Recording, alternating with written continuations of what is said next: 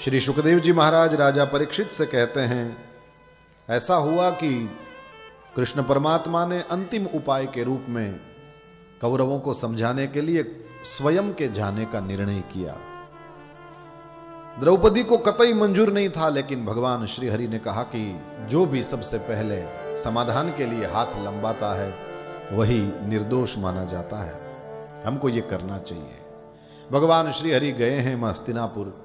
जब हस्तिनापुर परमात्मा पधारने वाले थे, उस समय धृतराष्ट्र ने विदुर को बुलाया है और विदुर को कहा कि कृष्ण आने वाले हैं, हम क्या करें। उस समय विदुर काका ने जो सही था, जो सत्य था, वो बता दिया कि ये राज्य को युधिष्ठिर का ही है, ये आपका नहीं है।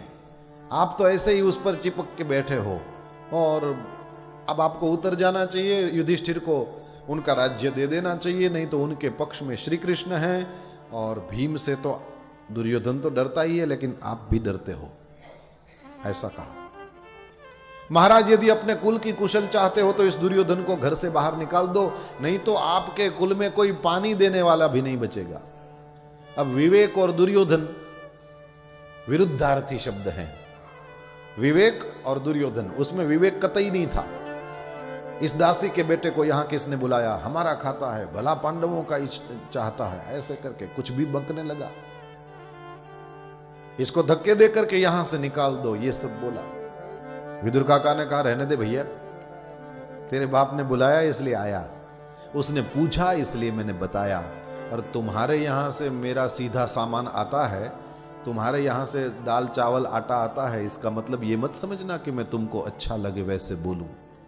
सुंदरकांड में लिखा है, चेलों को अच्छा लगे वैसा जब गुरु बोलना शुरू कर दे, रोगी को अच्छा लगे वैसा जब डॉक्टर लोग, वैद्य लोग बोलना शुरू कर दें, और राजाओं के कानों को प्रिय लगे ऐसा जब सचिव लोग बोलना शुरू कर दें, तो वे इनके सचिव, वैद्य या गुरु नहीं हैं, ये उनके दुश्मन हैं।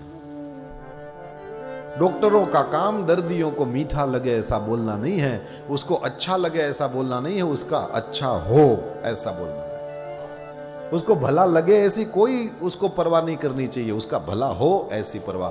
सचिवों को, राजा को अच्छा लगे, भला लगे ऐसा नहीं बोलना, उसको उसका भला हो ऐसा बोलना। और गुरुजनों को भी अपने चेलों को अच्छा लगे वैसा कहने की कोई जरूरत नहीं, उसका अच्छा हो, उसका भला हो। मैं यहां मंत्री के रूप में खड़ा हूं और ये मेरे राजा ने मुझे पूछा है, तो जो सत्य है वो मैंने कह दिया। धक्के देकर निकालने की कोई जरूरत नहीं है, मैं अपने पैर आया था, अपने पैर चला जाऊंगा, ये कह करके अपने धनुष्य को उस हस्तिनापुर के राजमहल के उस ड्योढ़ी पे रख करके विदुर काका चले गए।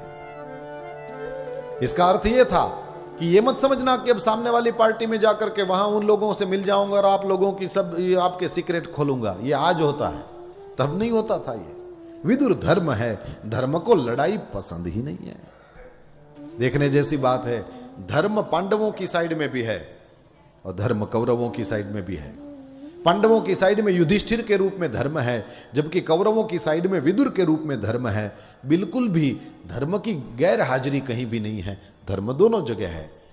लेकिन पांडव लोग धर्म कहे वैसा करते थे, पसंद से नहीं, बड़ा नापसंद था, लेकिन फिर भी जैसे तैसे भी, लेकिन युधिष्ठिर का अनुगमन करते थे। और यहां कौरव ये चाहते हैं कि जैसे हम कहें वैसे विदुर जी बोलें, वैसे वे करें, स्टेटमेंट सब हमारी फेवर के होने चाहिए। विदुर जी ने कहा, यह धर्म नहीं करता प्यारे, धर्म का काम और है। धर्म तुम्हारा भला हो वैसा कहेगा, फिर तुम्हें अच्छा लगता है कि नहीं लगता है वो तुम जानो। तुम में अकल कितनी और तुम अपना भला देखते कितना हो कि तुम ये समझ पाओगे कि ये क्या ठीक कह रहे हैं कि नहीं कह रहे हैं। विदुर जी चले गए, विदुर जी ने त्याग किया है, धर्म ही चला गया। देखा आपने, रामायण में भी ये उदाहरण है। जानकी जी का हरण कर लिया रावण ने, बाल बांका नहीं हुआ, लेकिन जिस दिन विभीषण को लात मार दी, अपने नाश की नींव रख दी।